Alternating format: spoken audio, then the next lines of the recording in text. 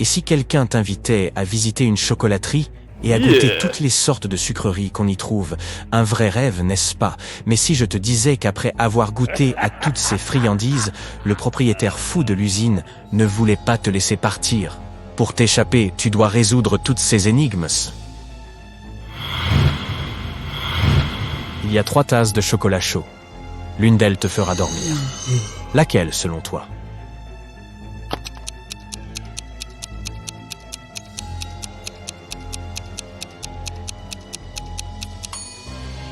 Une seule de ces tasses n'est pas fumante, probablement parce que c'est une boisson glacée. Le chocolatier a dû mettre des somnifères dans les glaçons. Ne la bois pas.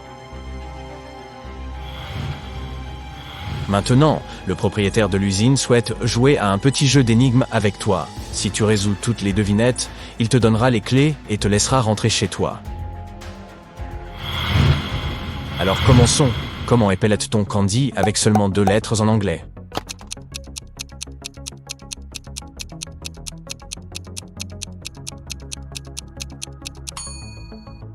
Comme ça. Comment appelle-t-on un ours sans dents en anglais?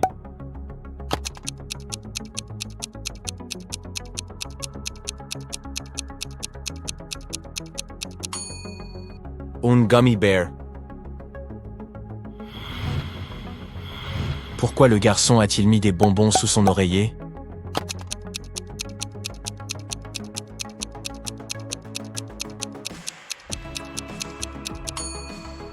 Parce qu'il voulait faire de doux rêves. Quel type de haricot ne pousse pas dans les jardins en anglais?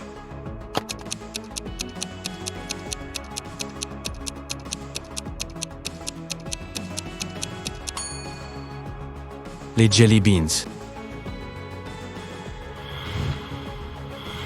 Maintenant, tu dois trouver tous les bonbons que le chocolatier a cachés ici.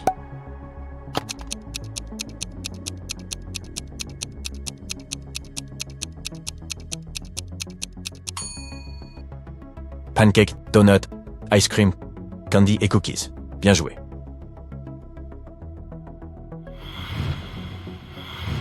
Pour aller plus loin, tu dois choisir la bonne porte à traverser. Tu as un porte-clés qui dit 4, mais il n'y a que 3 portes devant toi. Quelle porte dois-tu choisir?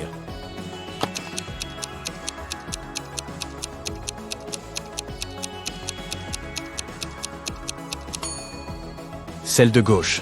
Les symboles sur les portes sont en fait des numéros.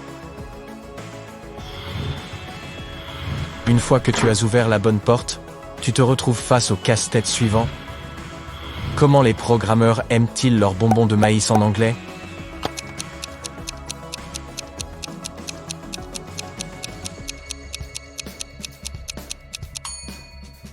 Bite-sized. Quel type de bonbon n'est jamais à l'heure en anglais?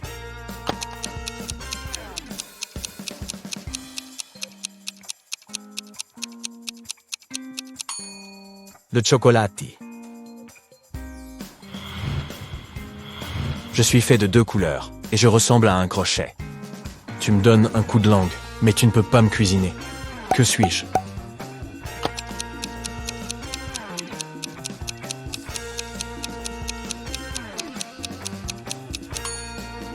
Une canne en bonbons.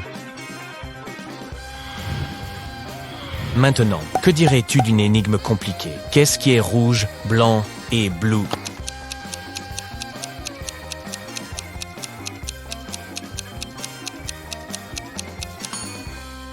Un sucre d'orge tout triste. Un groupe d'hommes entre dans une confiserie. Il y a 2 pères et 2 fils. Ils achètent chacun une barre de chocolat pour 50 centimes. Le total pour toutes les barres de chocolat est d'1,50 $. Comment est-ce possible?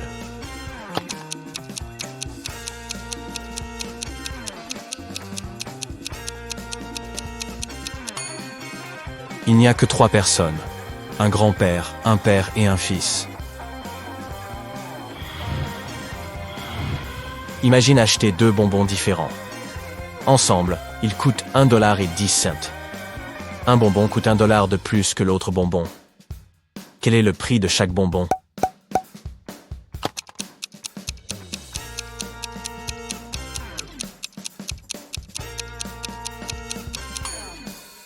Le premier coûte 5 centimes et le second 1 dollar et 5 centimes. Que dit une canne en bonbon à une autre canne en bonbon, en anglais, pendant un ouragan?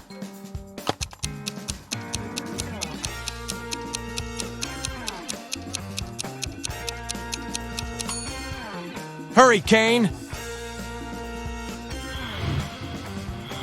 Tu as presque atteint la fin de ce défi. Tu vois des portes. Tu as besoin d'un mot de passe pour les ouvrir. Résous cette énigme et la réponse sera ton mot de passe.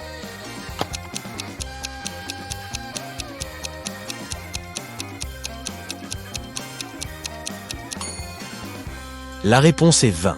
Félicitations, tu es libre de partir. Mais ce n'est pas la fin de tes aventures. Maintenant, tu dois jouer le rôle d'un détective et aider des personnes en difficulté. Un document secret important a disparu, et Justine doit le trouver avant que son patron ne revienne de vacances. Notre ami a découvert que seules 3 personnes de son département ont pu prendre le document. Lorsque les papiers ont disparu, Randy travaillait dans son bureau sur une nouvelle affaire. Johnny prenait une douche avant son entraînement quotidien à la salle de sport. Et Kayla s'entraînait dans la salle de tir. Qui a pris le document?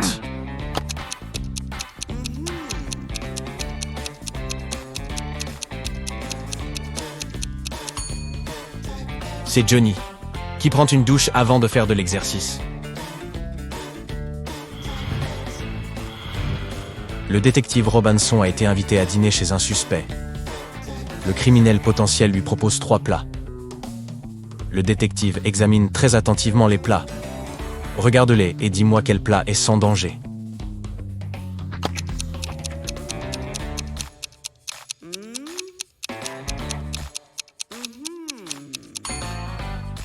Ces biscuits aux pépites de chocolat ont l'air bons, mais tu remarques que ces pépites sont en fait des insectes. La vapeur au-dessus de ce bol de soupe est étrangement verte. Ce plat doit être empoisonné. La seule option sûre, ce sont les pommes. Regarde ce petit verre. S'il survit dans la pomme, c'est qu'elle doit être sans danger. Tu te retrouves dans une galerie de photos. Après avoir regardé le mur, tu réalises qu'une des images n'a pas sa place ici. Les noms anglais des sujets représentés sont raccoon, lama, football et balloon. Quel est l'instru?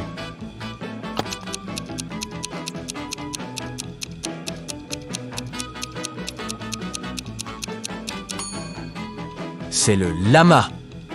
Les 3 autres objets ont 2 lettres doubles dans leur nom, mais le mot lama n'en a qu'une seule. Linda est dans un café anglais avec son petit ami, et ça ne se passe pas bien entre eux. À un moment, ils se mettent en colère et commencent à se disputer. Soudain, leur serveur s'approche de leur table et donne quelque chose à Linda.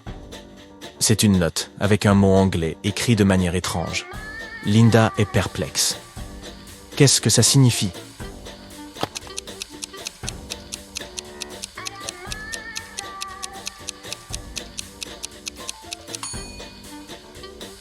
Le serveur est inquiet et demande à Linda en anglais « Are you in trouble ?» Dans le pays anglais des Green Glass Doors, il y a des books mais pas de words, des riddles mais pas de answer, des sheets mais pas de blanquet, des cherries mais pas d'orange. Que trouve-t-on d'autre au pays des Green Glass Doors?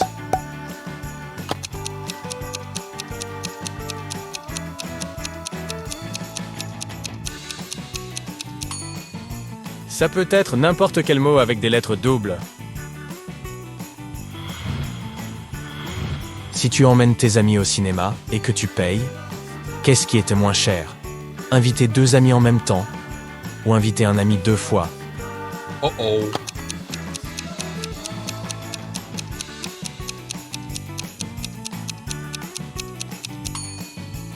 Cela te coûtera moins cher d'inviter 2 amis en une fois. Ainsi, tu devras acheter 3 billets. Si tu invites un ami 2 fois, tu devras acheter 4 billets. Un policier nommé Mark interrogeait Mary, une suspecte dans une affaire de contrebande. Mais elle refusait de parler. À un moment, elle a crié « Je vais mettre mon téléphone dans cette tasse remplie de café, et vous ne découvrirez jamais la vérité. » Mais Mark ne se fait pas de soucis. Pourquoi?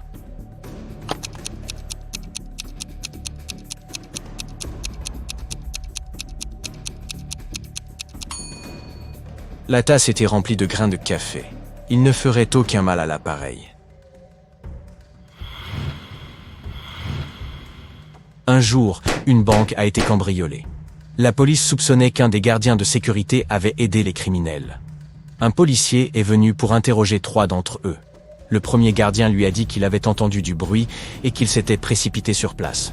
Mais, à son arrivée, les criminels étaient déjà partis. Le deuxième gardien a expliqué qu'il buvait un café à ce moment-là et qu'il n'avait rien entendu. Et le troisième a dit qu'il avait poursuivi les voleurs. Mais il avait dû s'arrêter pour refaire son lacet. Lorsqu'il s'était accroupi près d'une sortie de secours, la porte s'était ouverte et l'avait frappé à la tête. Il avait perdu connaissance. Lorsqu'il avait repris ses esprits, les criminels étaient repartis. Le policier a immédiatement compris quel gardien était coupable. Et toi?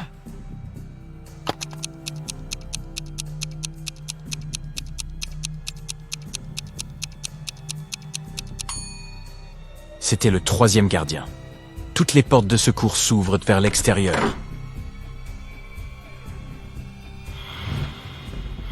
Le détective Roland a terminé sa journée de travail et a décidé de passer à son café préféré. Mais, pendant qu'il commandait son cappuccino, quelqu'un lui a volé son portefeuille. Il n'a vu qu'une silhouette masculine qui s'éloignait. Le détective s'est précipité, mais l'homme s'est enfui dans une voiture noire. Roland est monté dans sa voiture et a commencé à le suivre. Il ne pouvait pas conduire trop vite car il pleuvait. En quelques minutes, la voiture noire a disparu à un virage. Lorsque le détective est arrivé, il a vu 3 voitures noires stationnées devant un immeuble. Il n'a pas mis longtemps à comprendre quelle voiture appartenait au voleur. Comment l'a-t-il su sans avoir vu la plaque d'immatriculation?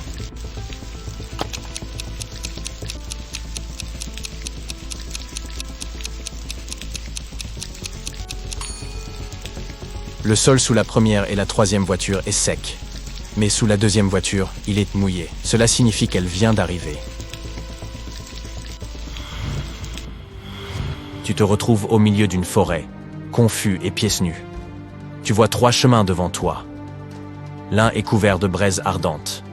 Un autre est glacial. Et le troisième chemin est jonché de clous pointus.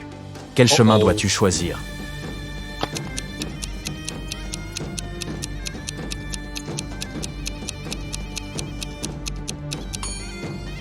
Le deuxième chemin.